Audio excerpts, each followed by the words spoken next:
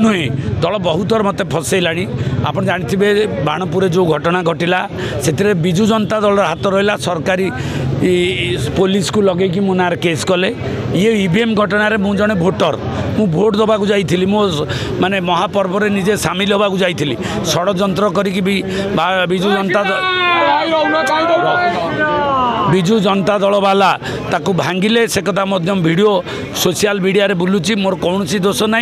किंतु से माने आमको गोटे नियम थाई जड़े मु विधायक मोर मते डिटेन करिया पूर्वर स्पीकर परमिशन नवा कथा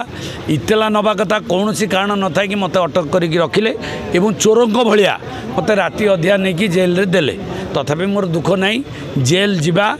मोर किसी असुविधा नहीं लोकों दल मो समाज जेल थरे नुह 100 थर जावाक मु प्रस्तुत अच्छी मोर से दुख ना कि मोर मन में बहुत बड़ खुशी जदि मु लोकों लड़ुची एवं दल लड़ुची एवं निस्वार्थ भाव लड़की जदि मत जेल जावाक पड़ो मुझे उत्साह सह ग्रहण करी।